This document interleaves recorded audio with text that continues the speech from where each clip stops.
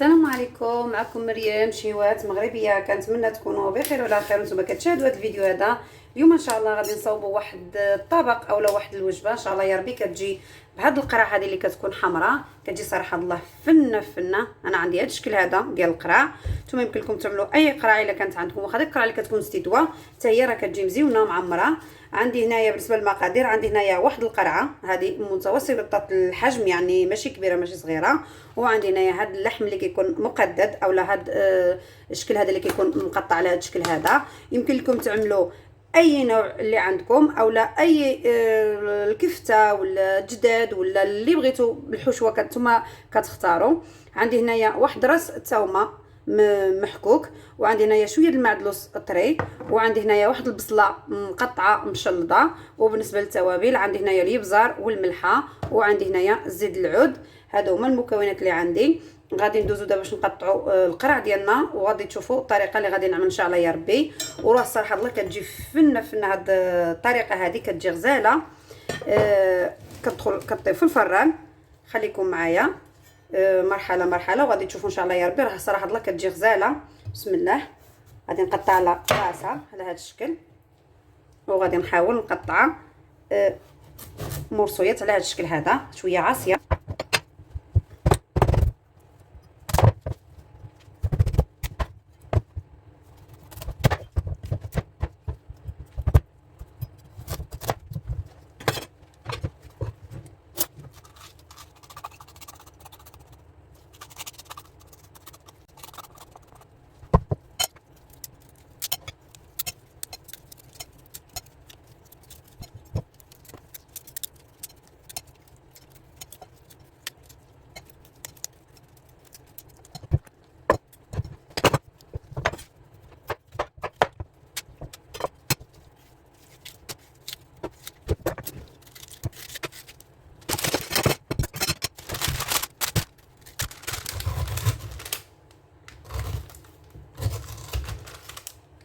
غادي نحاول نخويها كامله، وهذا اللي كنخويو راه ما غاديش نسيبوه حتى هو، غادي نطيبوه وغادي نرجع معكم.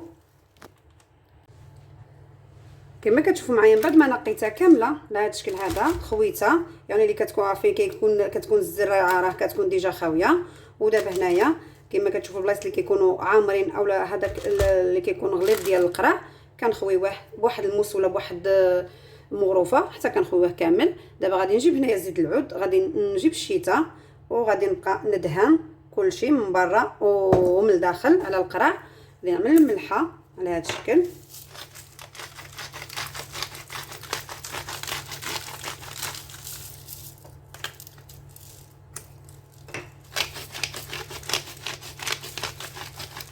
اللي بغى شي منسمات اخرين يمكن له يزيد شي منسمات اخرين اللي كيعجبوه بحال الزعتره اولا الحبق اولا اي منسمات اللي كيعجبوكم يمكن لكم تزيدوهم. غادي نجيب واحد الشيته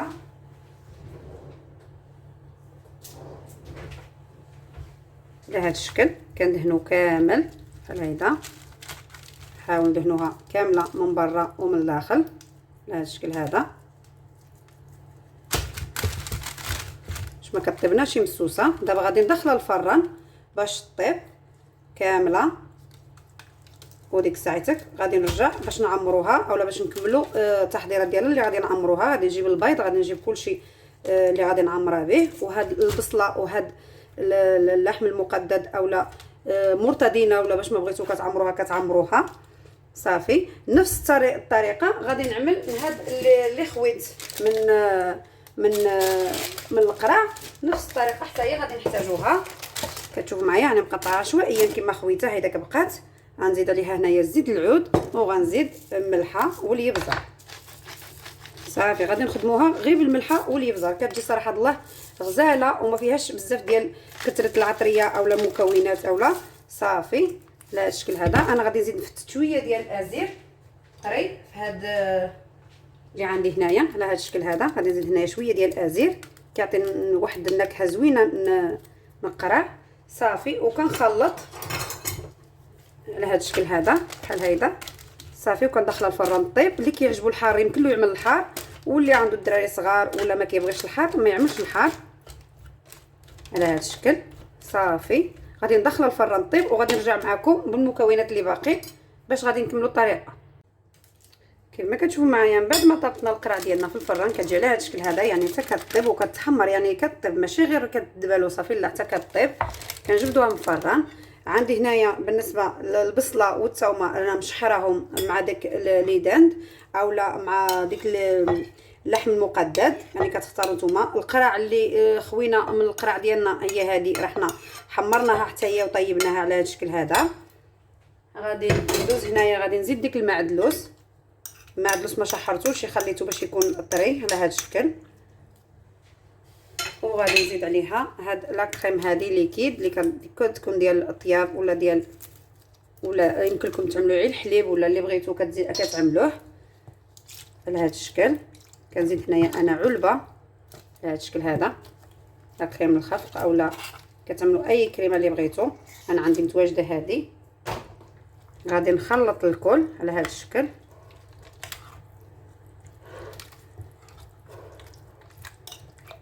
صافي على هذا الشكل هذا. راه ديجا عملنا له الابزار ديالو، عملنا له كلشي، الملحه على هذا الشكل. وغادي نعمر القرع.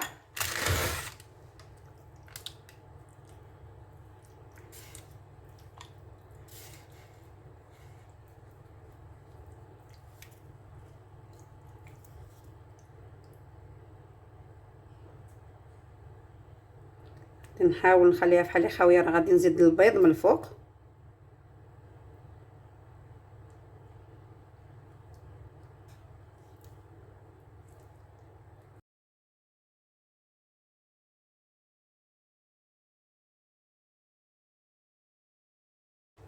غادي نجيب هنايا البيض، غادي نحاول نحيد له، بسم الله، نحيد له البيض، نعملو غير الصفر ولا غادي نحتاجو.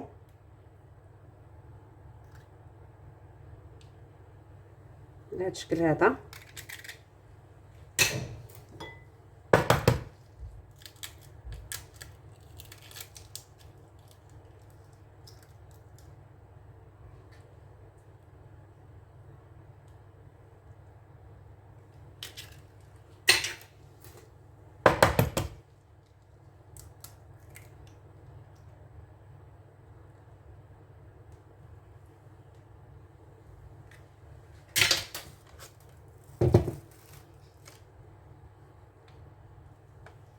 دابا غادي ندخلهم الفران يزيدوا الطياب اولا غادي يزيدوا غير يتحمروا ويتعقدوا شويه.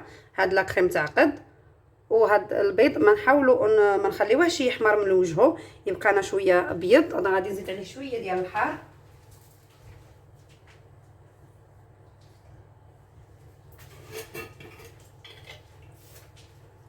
غادي نزيد عليه الحار بودره، ولا يمكن لكم ديروا هكا الابزار، ولا المهم على حسب الاختيار اللي كيعجب كل واحد. صافي. وغادي ندخل عفوا غادي ندخلها الفران تكمل غير شويه ديال التحمير، وغادي نرجع معكم. كما كتشوفوا هنايا غادي نكملوا اللي غادي نرافقوا مع القرع ديالنا اللي دخلنا دابا باش تكمل الطياب ديال الفران. انا عندي هنايا الكناكي، عندي هذا الشكل هذا اللي عندي هنايا، يعني يمكن لكم تعملوا داك اللي كيكونوا صغيورين، حاجه اللي كيجي غير صغير، اولا يمكن لكم تعملوا شوريزو، اولا يمكن لكم تعملوا اي حاجه اللي بغيتو كتعملوها. وعندي هنايا لاباط اللي كتكون ديال هكا ديال لي طاط ولا ديال كرواسون. انا عندي هاد لاطاط هذه، هاد النوعيه اللي عندي غادي نستعملهم هنايا. غادي يجيو بحال الصبيعات باش غادي نرافقوا بهم القرع ديالنا.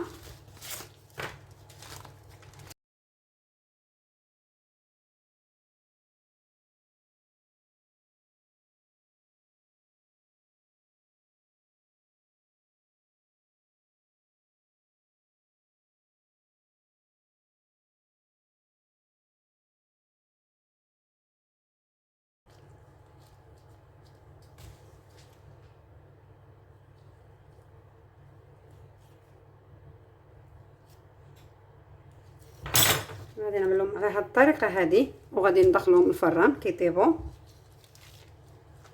غادي نكمل الكميه وغادي نرجع معكم. هنايا عندكم الاختيار، كدهنوهم يا اما بالحليب يا اما بالبيض، يا اما باش ما بغيتو كدهنوهم كتدخلوهم الفران كيتحمروا. وغادي نرجع نكمل معكم الكميه كامله، اولا غادي نوريكم الشكل النهائي كامل. صراحه الله هذا هو الطبق ديالي النهائي، كيجي على هذا الشكل هذا. كتجي صراحه الله ديك البيضه شويه بحال ما طيباشي، كتجي على هذا الشكل هذا. كنتمنى ينالوا الاعجاب ديالكم وتجربوهم ويعجبوكم. اللي بغى ياكلها بالمغرفه صراحه الله كتجي فنه، كتجي كما كتشوفوا معايا فتيه ومعلكه مع ديك الفرماج، كتجي غزاله. كنتمنى تنال الاعجاب ديالكم الطريقه وتعجبكم وتجربوها، وبصحه وراحه. والسلام عليكم الى فيديو قادم ان شاء الله.